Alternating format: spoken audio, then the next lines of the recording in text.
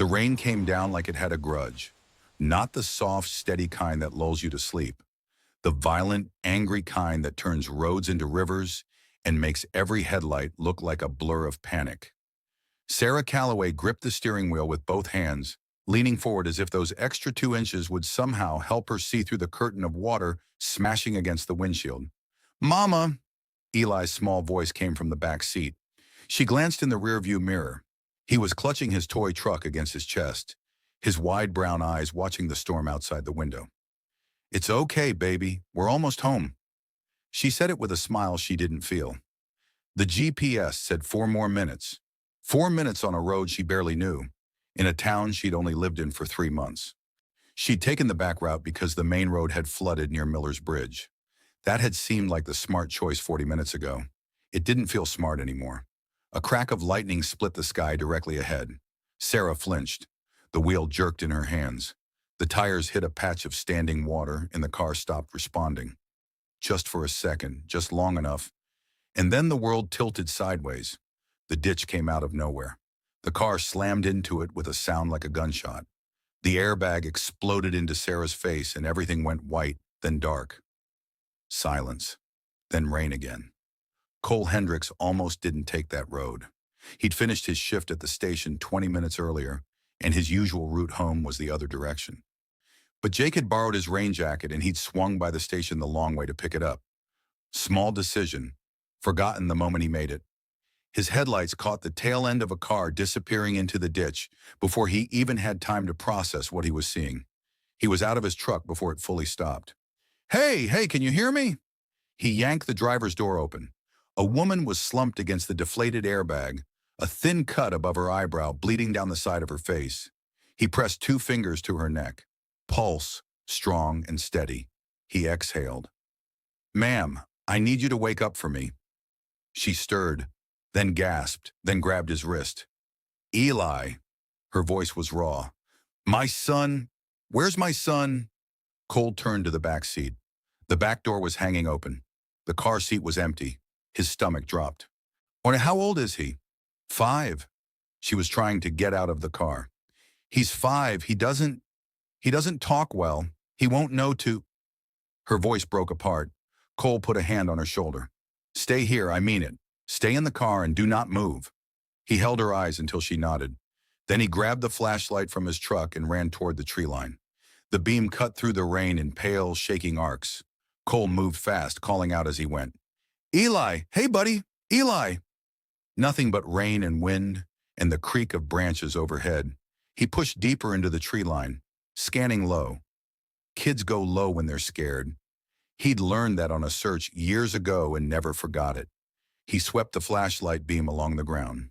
There, a flash of red, a little sneaker tucked behind the roots of a wide oak tree. Cole slowed down. Shogo dropped to one knee and lowered his voice. "Hey, there you are." He kept the flashlight aimed away from the boy's face.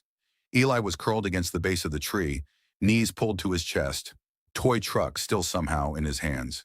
He was soaked through. His eyes were huge and terrified, and locked onto Cole like Cole was either the most dangerous thing he'd ever seen or the only safe thing left in the world. Cole didn't move closer. Not yet. "That's a cool truck," he said. "Is that a fire truck?" Eli stared at him. "I work with fire trucks. Real ones." Cole tilted his head. "Yours looks faster, though." Something shifted in the boy's face. Not a smile, but not terror either. A tiny crack in the wall. Cole slowly reached out his hand, palm up, the way you'd approach an animal you didn't want to spook. "Your mama's waiting for you." "Huh, she's real worried. You want to go see her?" Eli looked at the hand, looked at Cole's face. Then he placed the toy truck into Cole's palm, carefully, deliberately, and reached up with both arms. Cole picked him up without a word, held him close, and walked back through the rain. Sarah was standing outside the car when Cole came through the tree line. She'd ignored every word he said about staying put, and he didn't blame her for a second. When she saw Eli, her knees nearly buckled. She crossed the distance between them in 4 steps and pulled her son from Cole's arms, pressing her face into the boy's wet hair, shaking without making a sound. Cole stood back and gave her that. After a long moment, she looked up at him. Her eyes were red. The cut on her forehead was still bleeding, and she looked like someone who had just survived something she wasn't sure she'd survive. "Thank you," she said. Just those two words, but the weight in them was enormous. Cole nodded once. "Let's get you both somewhere warm." If you found this story gripping from the very first line, hit that like button. It helps more people find stories like this. And if you're new here, subscribe and hit the bell so you never miss the next one. Drop a comment below. Would you have stopped in that storm? Maplewood was the kind of town that showed up at your door with a casserole before you'd finished unpacking. Sarah had learned that on her second day. An older woman named Ms. Patricia from across the street had knocked with a dish of baked mac and cheese, stayed for 40 minutes, and left knowing everything about Sarah's life except her social security number. It had felt intrusive for about 10 seconds, and then it had felt like the first warm thing Sarah had experienced in a long time.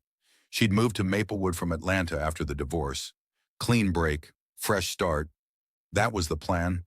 A small house with a porch, a good speech therapist for Eli, a town where nobody knew her name yet, and she could rebuild quietly without an audience. 3 months in, it was working, slowly, but it was working. One, Eli had started therapy twice a week with a woman named Dr. Reeves who had the patience of someone who had chosen this work with her whole heart. Progress was small, but it was real. A new sound here, a two-word phrase there. Sarah had cried in the parking lot after the third session, not from sadness, from relief, from the particular exhaustion of loving someone through something you cannot fix for them. She was strong. Everyone told her so. She was starting to believe it. And then Cole Hendricks kept showing up. It started with the car. He'd arranged for it to be towed without her asking. She found out 2 days after the crash when the mechanic called to say her vehicle was ready and that the bill had already been settled. She'd called Cole immediately. "You didn't have to do that." "I know. I'm serious. And I'm going to pay you back." "You don't have to do that either." She didn't know whether to be grateful or annoyed. She settled on both. He came by the following Saturday under the pretense of checking that the car was running fine. He stood in her driveway with his hands in his pockets, nodding at everything she said like a man who had absolutely no intention of leaving, but also wasn't going to admit he'd come for any reason beyond the car. Eli appeared at the screen door, saw Cole, and pushed it open without hesitation. Cole looked down at him. "Hey, buddy." Eli held up the fire truck. Cole crouched down and studied it with the seriousness of a man examining evidence. "Still the fastest one I've ever seen," he said. Eli pushed the truck into Cole's hands and ran back inside. Sarah watched the whole thing from the porch steps. Something moved in her chest that she immediately tried to put back where it came from. "He doesn't do that with people," she said. Cole looked up at her. "Do what?" "Trust them that fast." Cole looked back at the door Eli had disappeared through. He didn't say anything, but something moved across his face too. Something quiet and unguarded. And then it was gone. Jake Mercer had known Cole for 11 years and could read him the way other people read street signs. Instantly, without effort, usually while already reacting. So when Cole mentioned Sarah's name twice in one shift, Jake put his coffee down and looked at him. "Twice," Jake said. Cole looked up from the equipment check. "And what?" "You've said her name twice in the last hour and you're not even aware of it." Jake leaned back in his chair with the satisfaction of a man holding a very good hand. "This is going to be fun to watch. I helped someone out of a ditch, Jake. That's literally the job. The job didn't include getting her car fixed. It was the right thing to do." "Uh-huh." Jake picked his coffee back up. "What's the kid's name again?" Cole paused for just half a second too long. "Eli." Jake smiled into his mug and said nothing. He didn't need to. Cole asked Sarah to dinner on a Wednesday. He did it badly, standing at her door, looking at a spot slightly above her head, saying something about a diner on Route 9 that had good pie and that she'd probably like it if she hadn't been yet, and that it wasn't a big deal either way. Sarah let him struggle through the whole thing before she said yes. The diner was warm and loud and smelled like coffee and butter. They sat across from each other in a red vinyl booth and talked for 3 hours without noticing the time. She told him about Atlanta, about Eli's father leaving 18 months ago, about how she'd packed the car on a Tuesday morning while Eli was at preschool and just driven until the city disappeared behind her. "Were you scared?" Cole asked. "Terrified," she said. "But staying felt worse." He nodded slowly, like he understood that particular math. "What about you?" she asked. "You've lived here your whole life?" "Born here. Grew up here." He turned his coffee cup in his hands. "Never found a reason to leave." She watched him say it and heard the thing underneath it. The version of that sentence that wasn't about the town at all. She didn't push, but she filed it away. They split a slice of pecan pie at the end and argued gently about whether it was better than chess pie. It was the most normal evening Sarah had experienced in longer than she could remember. Driving home, she caught herself smiling at nothing. She stopped smiling and told herself to be careful. She didn't quite listen. The following weeks moved like a quiet current, pulling two people toward each other without either of them fully agreeing to it. Cole started showing up on Sunday mornings with coffee. Sarah stopped pretending she hadn't been expecting him. Eli began dragging Cole by the hand to show him things. A bug he'd found, a drawing he'd done, the specific way his truck's wheels spun if you pushed it across the kitchen floor just right. Cole followed every time like he had nowhere else in the world to be. One afternoon, Sarah watched Cole lie flat on his stomach on the living room floor so Eli's truck could drive across his back and thought, "This man has no idea what he's doing to us." She wasn't sure he knew it himself. If this story is pulling you in, show it some love. Like this video and leave a comment below. Who do you think is going to hurt who first, Cole or Sarah? Let us know. And if you haven't subscribed yet, now's a great time. You don't want to miss what's coming. Dr. Reeves had given Sarah a list of exercises to do with Eli at home. Simple ones: repeating sounds, naming objects, building two-word combinations slowly and without pressure. The goal wasn't perfection. The goal was consistency. Showing Eli that words were safe, that trying was safe, that getting it wrong didn't mean anything bad would follow. Sarah did them every evening after dinner at the kitchen table with flashcards and quiet music, and more patience than she knew she had. One Tuesday, Cole was there when she started. He'd stayed for dinner, pasta, nothing fancy, and was helping clear the table when Sarah laid the cards out. He looked at them, looked at Eli settling into his chair, and without asking, pulled out the seat beside the boy and sat down. Sarah watched him from across the table. He picked up the first card, a picture of a dog. He held it up toward Eli and waited. Eli looked at it, looked at Cole, said nothing. Cole didn't rush him, didn't fill the silence, just waited with the card in the air like he had all night. Then quietly, barely above a breath, Eli said, "Dog?" Cole nodded once like that was the most natural thing in the world. "Dog," he repeated back, calm and even. Then he picked up the next card. Sarah sat down slowly.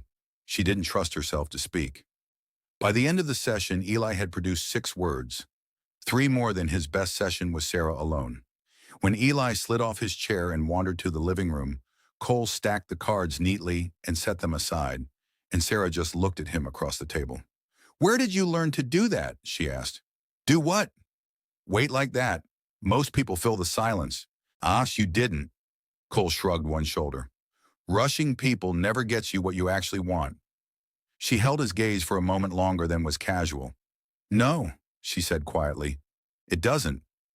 That night after Cole left, she stood at the kitchen sink and told herself very firmly that she was not falling in love with this man.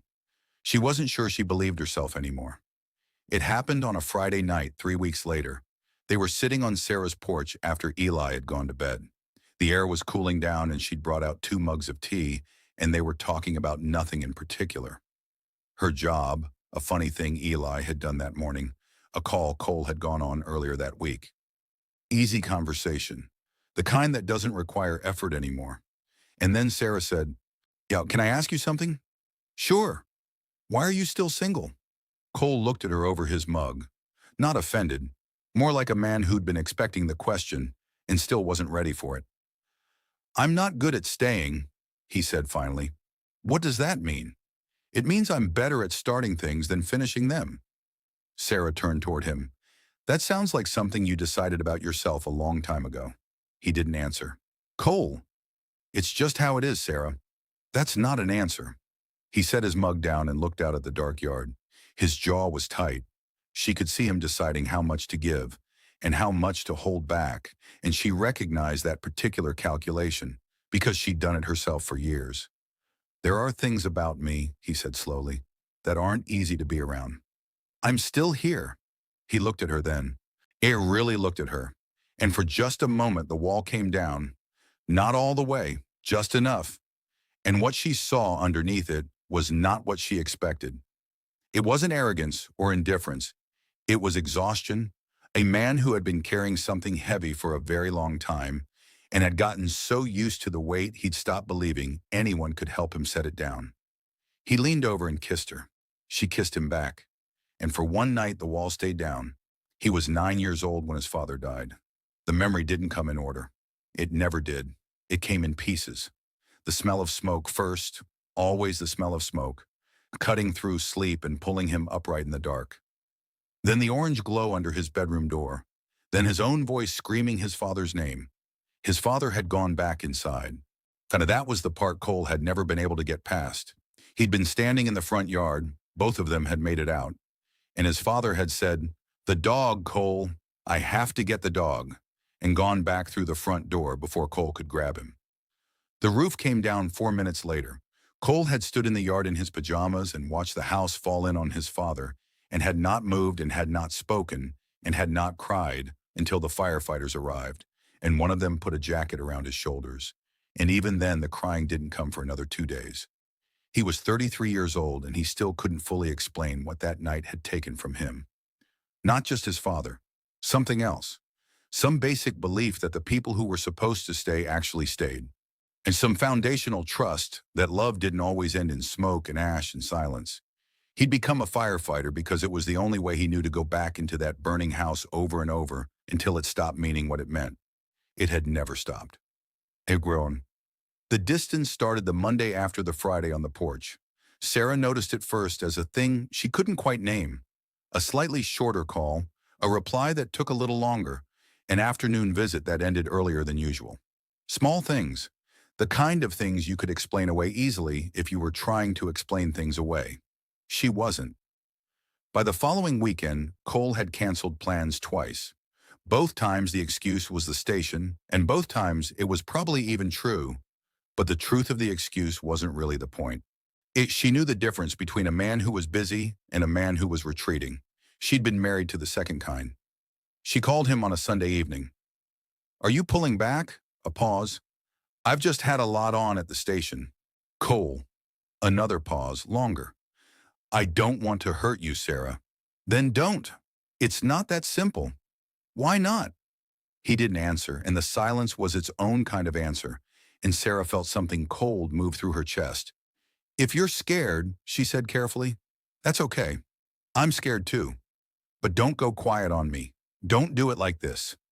"I'm not going quiet. You canceled twice this week." "That was the station." "Cole." Her voice was steady, but her hand was tight around the phone.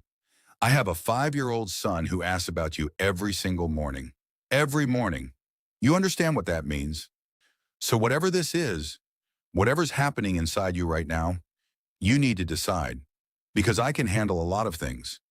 But I will not let him get attached to someone who's already half gone." Silence. "I hear you," he said quietly. "Do you?" He didn't answer. She hung up. This story's just getting started, and it's about to get a lot more intense. If you're feeling it, hit that like button right now. It genuinely helps. Subscribe if you haven't yet, and drop a comment. Is Cole worth the fight, or should Sarah walk away for good? Tell us below. She gave him a week, not because she was waiting for him to fix it. She wasn't the kind of woman who waited for men to decide whether she was worth showing up for. She'd learned that lesson at significant personal cost. She gave him a week because she was fair, because she knew something heavy lived inside Cole Hendricks, and she had enough compassion to give it room before she made her decision. He showed up on Thursday. She opened the door and looked at him standing on her porch, and something in his posture told her immediately that he hadn't come to open up. He'd come to close down cleanly. She recognized the look. Prepared. Resolved. The face of a man who had talked himself into something on the drive over and was committed to delivering it before the doubt caught up. Come in, she said anyway. He shook his head. I'll say it here. She crossed her arms and waited. I think we moved too fast, he said. I think it was a mistake. The words landed flat and deliberate, like he'd rehearsed them. A mistake, she repeated. I'm not built for this, Sarah. I've told you that. You told me you weren't good at staying. That's not the same thing as saying it was a mistake. It amounts to the same thing. No, she said, her voice hardening at the edges. It really doesn't. One is honest and one is just convenient. He looked at the porch floor. Look at me, she said. He did. Whatever happened to you, she said quietly, I am sorry for it. I genuinely am. But I have a son inside this house who drew a picture of you this week and put it on the refrigerator. So don't you stand on my porch and call this a mistake like it was nothing. So like we were nothing. Something crossed his face. A fracture. Fast and then gone. I'm sorry, he said. I know you are. She stepped back. But sorry doesn't fix it. She closed the door. She stood in the hallway with her back against it and her eyes closed and breathed through the particular pain of being right about something you desperately wanted to be wrong about. From the kitchen, Eli called out, Mama? She smoothed her face, pushed off the door, and went to her son. Jake heard about it the next morning. He hadn't heard it from Cole. Cole had said nothing, which was itself a form of communication Jake had learned to read years ago. The silence meant it was bad. The way Cole moved through the station that morning, too efficient, too focused, but the careful, controlled movement of a man keeping everything very tightly in, confirmed it. Jake waited until they were alone in the equipment bay. What happened? Nothing. Cole, I ended it. Jake set down the hose coupling he was holding. Slowly. You ended it. It wasn't working. It was working fine. I watched it working. Jake. No. Jake turned to face him fully. No. I've watched you do this 6 times in 11 years, and I've stayed out of it because it wasn't my place, but I'm done staying out of it. That woman is different, and you know she is. That kid is different, and whatever story you've been telling yourself since you were 9 years old about why you don't get to have this, it is a story, Cole. You wrote it. You can rewrite it. Cole's jaw was tight. You don't know what you're talking about. I know exactly what I'm talking about. Your dad went back in the house. That wasn't your fault. It was never your fault. And you have spent 24 years punishing yourself for it, and everyone who tries to get close to you pays the price. Jake picked the coupling back up. One day that's going to cost you something you can't get back. Cole walked out of the bay without answering. Jake let him go. He'd said what needed saying. The rest was up to Cole. The calls came in clusters that month the way they sometimes did. Something in the weather, something in the season, something nobody could explain but every firefighter recognized. 3 structure fires in 9 days. A chemical spill on the interstate. A brush fire outside town that took 2 crews and most of a Sunday to contain.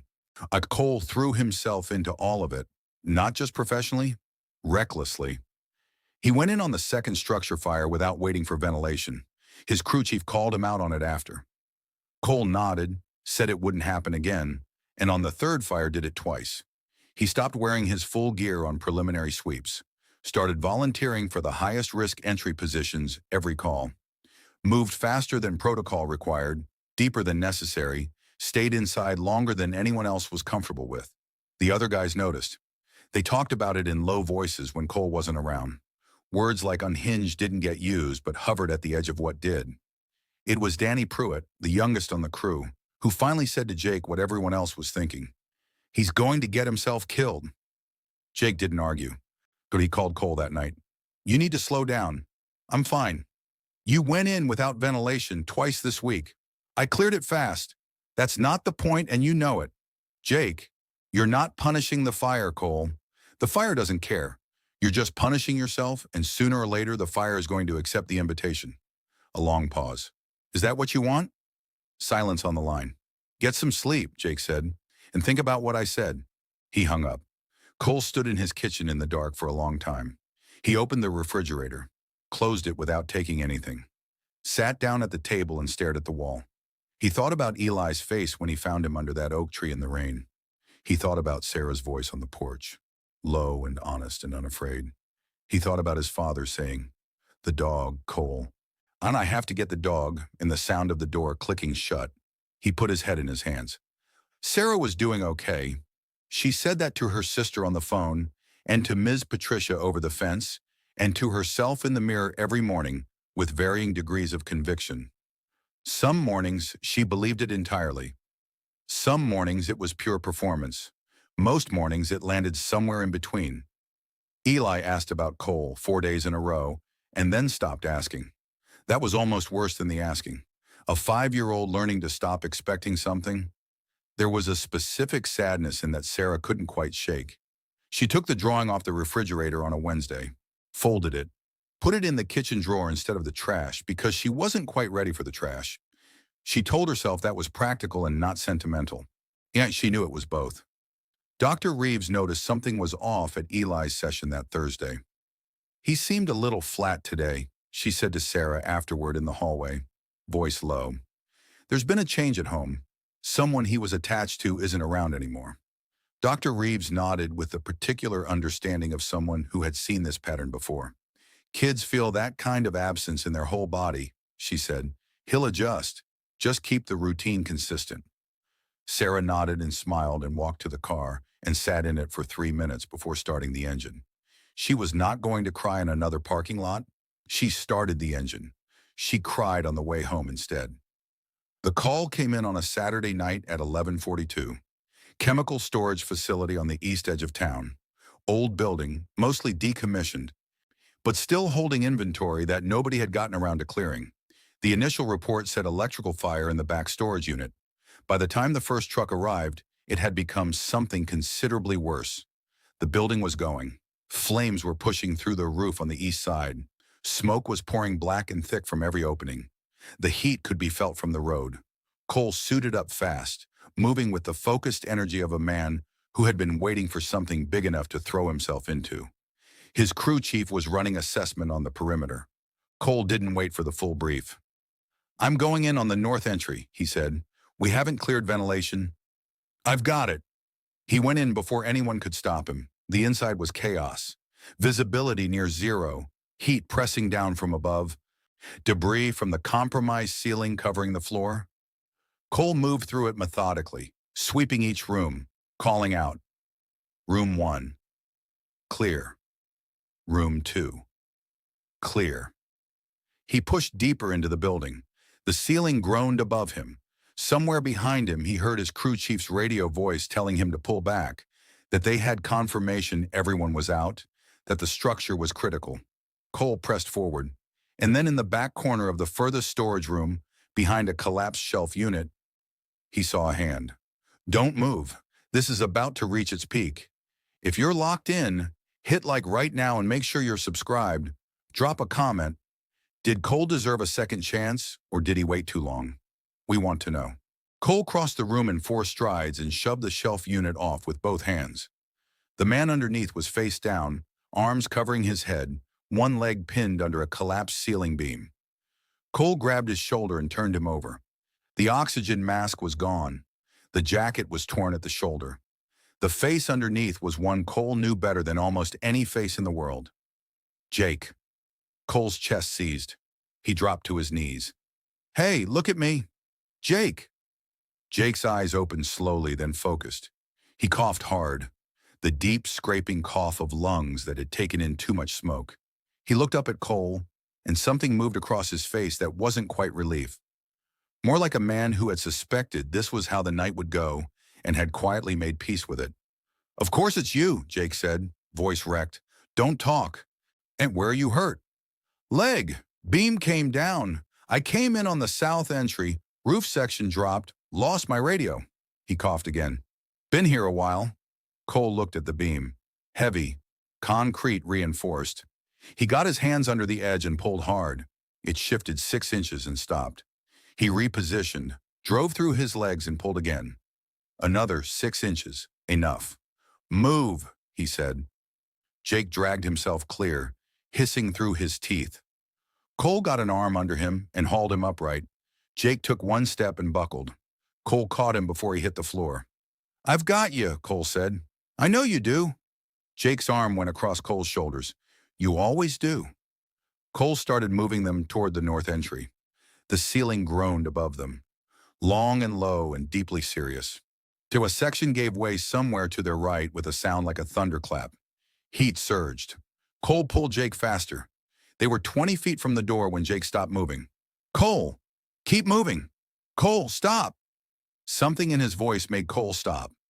Jake turned and looked at him. His face was blackened with smoke, eyes red at the edges, breathing labored. But his gaze was completely clear and still and purposeful.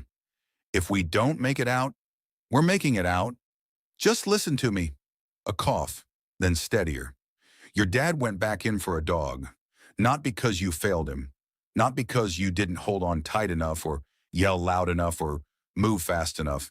He went back in because that was who he was. A man who could not leave a living thing behind." Jake's grip on Cole's shoulder tightened. "Sound familiar?" Cole said nothing. "What, you've been carrying a dead man's decision for 24 years like it belonged to you. It never belonged to you. You were 9 years old standing in a yard in your pajamas, and there was nothing you could have done." The ceiling shifted again. Debris rained down around them. Jake didn't flinch. "He would not want this for you, charging into every fire like you're daring it to finish what it started. That's not honoring him, Cole. That's just dying slowly and calling it purpose." Cole's jaw was tight. His throat was tighter. "Go find that woman," Jake said. "Go be in that boy's life. Stop punishing yourself for something that was never your fault." He straightened as much as his leg allowed. "Now get us out of here before I have to start crying, and neither of us wants that." Cole got them out with 30 seconds to spare. Eworm, the crew was on them the moment they cleared the door. Medics, crew members, the chief. Jake was lowered to a stretcher. Oxygen masks went on both of them. Cole sat on the back of the ambulance and stared at the building folding in on itself in a slow roar of heat and debris, while the chief said words like reckless and protocol and suspension pending review. Cole nodded at all of it. Jake's stretcher was beside him. After a while, Jake pulled his mask aside. "You heard me in there?" "I heard you. And I've been an idiot. Yes, for a long time. Extraordinarily long time. Jake, I'm just confirming your math." It came out somewhere between a laugh and something raw. Cole pressed his fist against his mouth and looked at the sky instead of the fire. On dark and wide and indifferent and full of stars that had watched all of this without comment. "I don't know if she'll let me back in," he said. "You won't know until you ask." "I hurt her badly." "Yes, you did. And Eli." "Cole." Jake put his mask back, then pulled it aside one final time. "Go fix it." He put it back and closed his eyes. Cole sat another minute. Then he stood up and walked to his truck. He drove to Sarah's house and sat outside it with the engine off. He didn't get out immediately. He sat looking at the dark windows and the porch light she left burning all night and thought about everything he needed to say and how none of it would come out clean or rehearsed and how that was probably the point. How maybe the right words weren't polished. How maybe she'd trust the unpolished version more than anything prepared. He thought about Jake's voice in the smoke. "Your dad went back in because that's who he was." Sound familiar? He thought about Eli placing that toy truck into his palm in the rain. Deliberate, careful, the way a child hands you something precious because they've already decided you won't drop it. He thought about Sarah at the door. "Don't stand on my porch and call this a mistake, like we were nothing." He got out of the truck and knocked quietly because of Eli. The hallway light came on. A long pause. Then the door opened. Sarah stood in a gray sweatshirt, hair loose, face carefully unreadable. She looked at his jacket, still carrying the smell of smoke. Looked at the redness around his eyes. "What happened?" Alarm underneath the guard. "Fire at the chemical facility. Jake was trapped inside. We got out." She exhaled slowly. "Is he okay?" "Broken leg, smoke inhalation. He'll be fine." She nodded and waited. Cole looked at her and pulled a breath from somewhere deep. "I need to tell you about my father," he said. She went very still. "He died in a fire when I was 9. We both made it out and he went back in for our dog and the roof came down and he didn't come back." The words came slow, then steadier. "I spent every year since believing it was my fault, that I should have grabbed him, stopped him, done something. I know that's not rational. I was 9 years old. But it was never about rational. It lived in my chest and it didn't respond to logic. Sarah hadn't moved. I became a firefighter to go back into that night over and over until it stopped meaning what it meant. It never stopped. And I let people in just far enough to feel normal, and then I left before they could leave me because leaving first was the only thing I could control. He stopped. I did that to you, knowing what it would cost you, knowing about Eli. And I did it anyway because I was a coward. The porch was completely quiet. Why now? She said softly. Because Jake told me the truth tonight while the ceiling was coming down, and I decided that if I made it out, I was going to stop being the kind of man who only finds his honesty in burning buildings. Something moved across her face, slow and careful like a door opening on a hinge that had been still a long time. It's 2 in the morning, she said. I know. Eli's asleep. I know, I'm sorry. She looked at him one long moment. Then she stepped back and opened the door wider. Come inside, she said. I'll make tea. He stepped across the threshold. It was the bravest thing he'd done all night. We're just a few moments away, and it's the one that makes everything worth it. If this story has moved, you hit that like button right now and leave a comment below. What moment hit you hardest? Share this with someone who needs it today. They sat at her kitchen table until nearly 4 in the morning. Tea went cold in both mugs. Neither of them touched it much. They just talked, the real kind that has no agenda and no performance, the kind that only happens when two people have stopped managing what the other person thinks of them. Cole told her everything, not just the fire, not just his father, all of it. The years of short relationships and clean exits, the way he'd volunteered for every dangerous call since he was 22 because risk felt more honest than stillness. The way he'd driven past her street 3 times after the breakup and never stopped.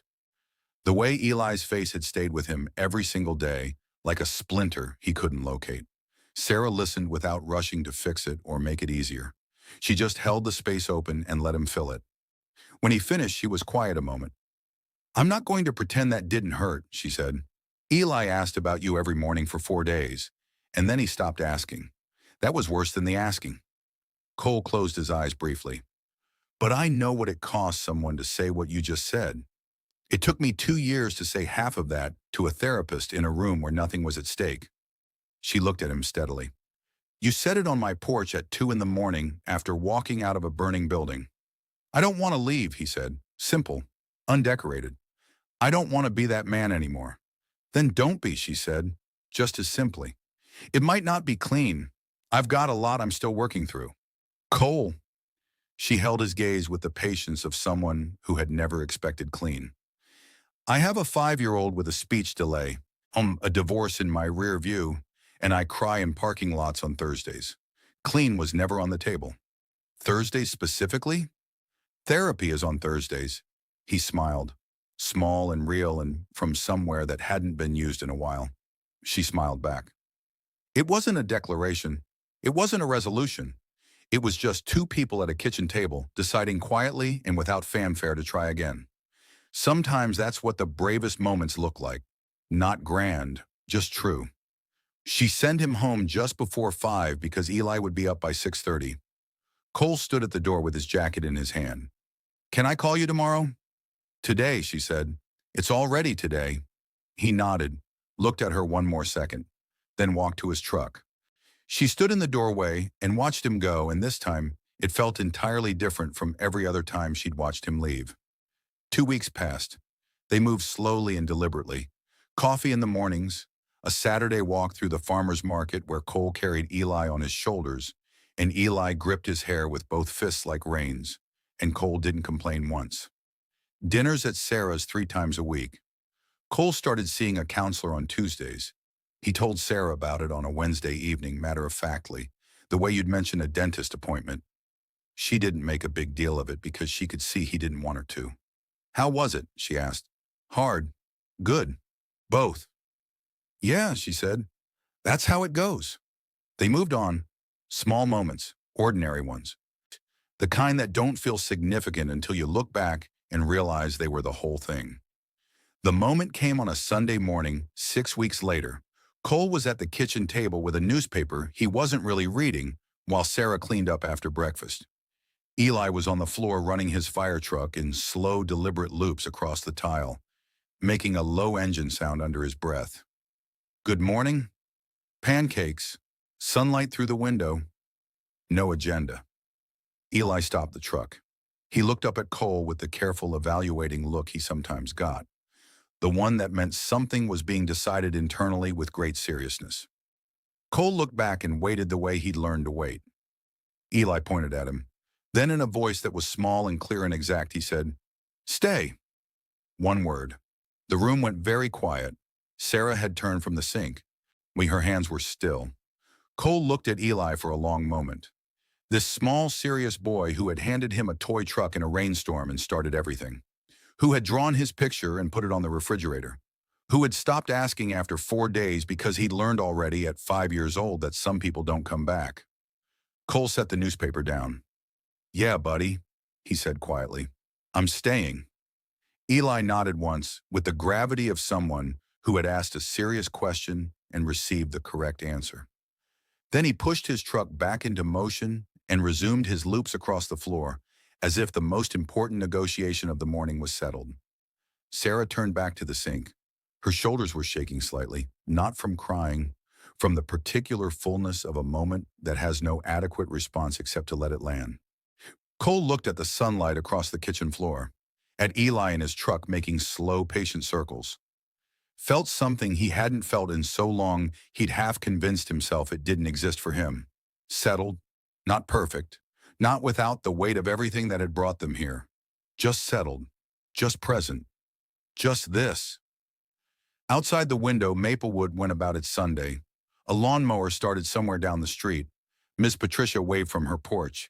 The sky was the particular blue that only happens in the hour after sunrise, when the light is still young and everything looks freshly washed. None of it knew about the small revolution that had just taken place at a kitchen table on Sycamore Lane. That's how the real ones always happen. Quietly in ordinary rooms, between people who finally stop being afraid at the same time. Alright, some people are rescued from burning buildings. Some are rescued from themselves. And some, if they're lucky, are rescued by a 5-year-old with a fire truck and one perfectly chosen word. If this story stayed with you, hit that like button and drop a comment below. What was the moment that got you? Share this with someone who needs a reminder that it's never too late to let someone in. Subscribe and hit the bell so you never miss what comes next. We'll see you in the next one.